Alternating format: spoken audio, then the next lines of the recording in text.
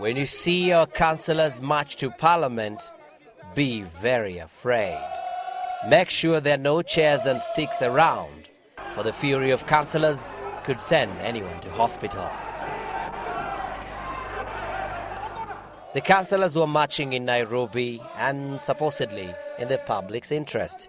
Could it be their way of rebuking the city council for splashing money on some dark deal on a not-so-friendly parcel of land where digging 6 feet is hard work and which is supposed to be Nairobi's future cemetery?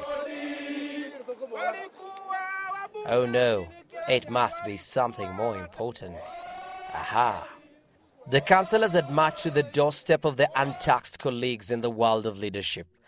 They wanted to send a strong message to the Waheshimiwa, the honourable and not so honourable MPs, a message about the Constitution, fighting for the Constitution.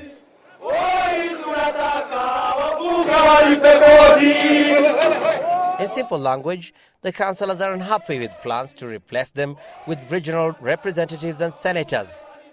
We totally oppose the removal of the county government as suggested by the committee of MPs sitting at KRA. These are the people who elected them, and now they are rendering them jobless without any proper plan in place for them to be surviving in this country.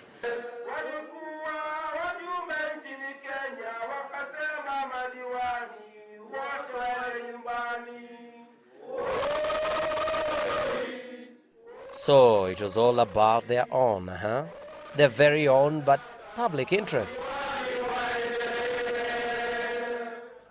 Councillors are good at sending chairs and other unholy missiles flying when they want to make their point forcefully.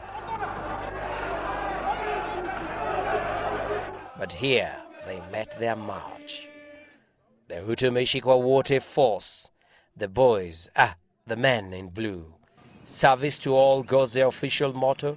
All shall be equal before their tear gas canisters.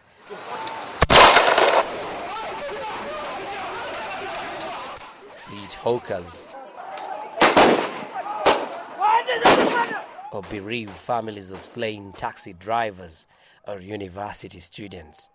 And here councillors were going to be no exception. Can you from now on, can you disperse? And I'm giving you very limited time to disperse. Failure to some of you are going to go to court in the next short court.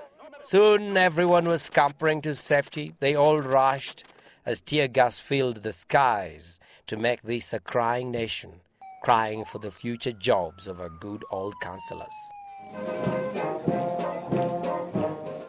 And things were more peaceful in Othaya. The man who occupies the prestigious address known as the House on the Hill, also known as State House, was in his native grounds to register as a voter. Shaking the president's hand is one thing, prestigious, even cool. But getting the most powerful hand in the land through the paces of fingerprinting and getting inked, well, that's another experience. Maybe the clerk who did it can tell it better. But he too must have felt powerful, even if for a few seconds. Intimidated, yes, but powerful nonetheless. As for the President, His Excellency is feeling good. He has registered as a voter, and he has a message for those who just want to go and lounge and relax for the next 45 days without registering. Na wewe ulikuwa hapa Kenya. Na una kitu kubwa unafanya. Na kuenda huko ni dakika 10 tu alafu basi umemaliza. Kila mtu tafadhali niwaulize, kila mmoja aende apige kura. And the MPs, they met in Naivasha, agreed on nearly all the things on the table, only to disagree with the wording of their earlier agreements at their later party forums. So there's some bonding to be done before they went back to Parliament this week. They trooped to the grounds where a disciplined DOs and DCs train, the Kenya Institute of Administration, Kabete. Maybe the environment would help them shape up and tune their thinking in the same direction. They chatted. Never mind the party differences. Here the same men and women who hurl accusations at each other, even abuse each other, blame each other, were the best of friends, talking heartily, hugging, smiling and laughing. The MPs, they never cease to amaze. MPs, masters of politics, members of parliament, mixers of personalities. Food for thought as you find your emotions boiling over during the run-up to the forthcoming referendum. Abdi Osman, Citizen Weekend Edition.